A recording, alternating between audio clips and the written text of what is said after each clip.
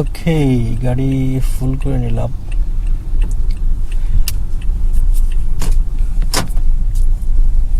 আমার একটা সমস্যা হচ্ছে, আমি ফুল না করে গাড়ি চালাইতে পারি না। এটা মানে ফাঁকা যখনই তেল নেই, ওই অল্প অল্প তেল নেই, আমি নিতে পারি না বা নেওয়া হয় না। এটা একটা কারণ আমি যেটা মনে করি। কারণ নর্মালি বারবার যদি আমি একই জিনিসের পিছনে সময় নষ্ট করি, তাহলে এটা আমার লস। পৃথিবীতে সময়ের দাম অনেক, তো বারবার একই কাজের জন্য সময় দেওয়াটা আসলে আমার অত সময় নাই। আর একটা জিনিস হচ্ছে, আমি সবসময় চেষ্টা করি আমার এই ফুয়েল ট্যাঙ্ক যেন একেবারে লাস্ট মোমেন্টে না যায়। এই ক্ষেত্রে হয় কি, ওই বাইক যখন বা গাড়ি যেটাই হোক না কেন, নিচের দিকে যখন তেল চলে যায় তখন নিচের দিকে কিন্তু ময়লা থাকে। ওই ময়লা আস্তে আস্তে ফুয়েল পাম্পের মধ্যে যায়, কারণ তেলটা তখন নিচ থেকে টানতে হয়। তো এর কারণে যেটা হয় সেটা হচ্ছে ইনজেক্টরে যে ময়লাটা জমা হইতে পারে, দেন থ্রোটল রেসপন্স কমে যেতে পারে। তো এই জিনিসগুলো আমি আসলে চাই না। এই জন্য অলওয়েজ 1.5 লিটার 2 লিটার তেল আছে, এই অবস্থায় যাই যে আমি এই তেল চেঞ্জ করি বা তেল রিফিল করি।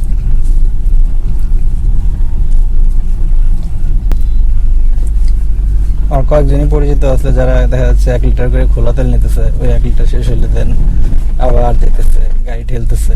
এইসব জিনিস আমার ভালো লাগে না, আমি পছন্দ করি না।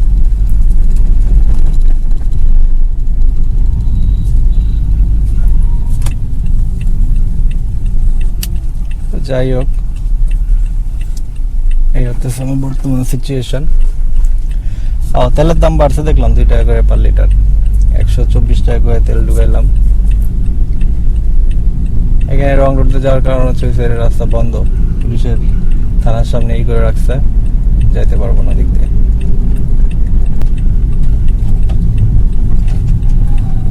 এই হচ্ছে অবস্থা।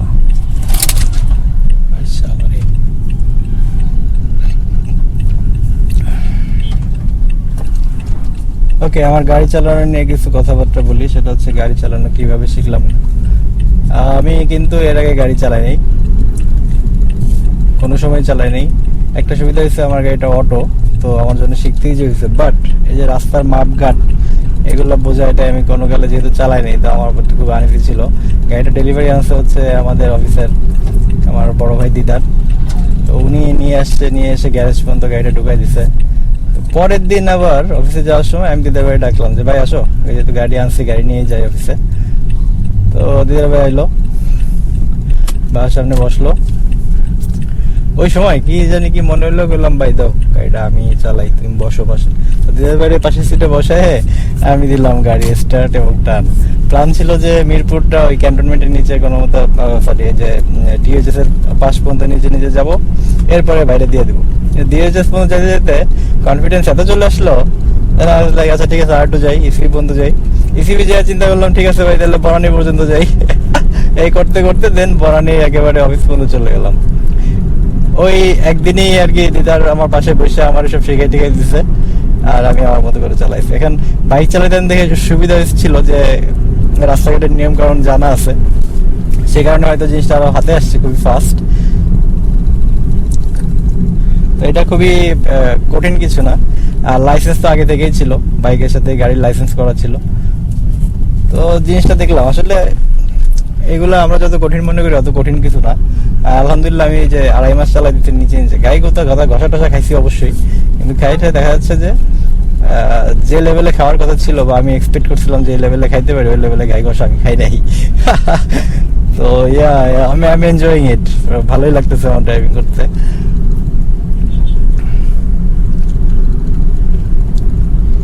দিব ভাই আপনাকে সাইড দিব, আমি একটু ক্লিয়ারে যাই। এই হচ্ছে আমার গাড়ি চালানোর সিচুয়েশন বা বর্তমান আপডেট।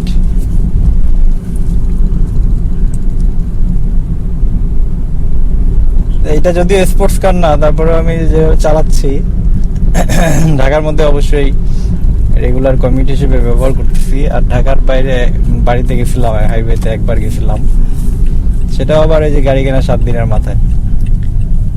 একটু রিস্কি ছিল, কিন্তু রিস্ক নিতে আপনাদের এই ভাই বরাবরই ভালোবাসে। তো যেটা দেখলাম, হাইওয়েতে যাওয়ার পরে টপ স্পিড আমি উঠেছিলাম 147-48 এরকম আর কি, যেটা আমাদের R15 আমরা রেগুলার উঠাইতাম যখন R15 যৌবনে ছিল, ভরা যৌবনে। এই তো এভাবেই চলছে। তো গাড়ি রিলেটেড আরো কিছু ভিডিও আমি আপনাদেরকে দিব ইনশাআল্লাহ। আপাতত এই ভিডিও আমি এখানেই শেষ করতেছি। তো ভালো থাকবেন, সুস্থ থাকবেন, দোয়া রাখবেন। চ্যানেল সাবস্ক্রাইব করা না থাকলে অবশ্যই hit the subscribe button there somewhere. Take care, আল্লাহ হাফিজ।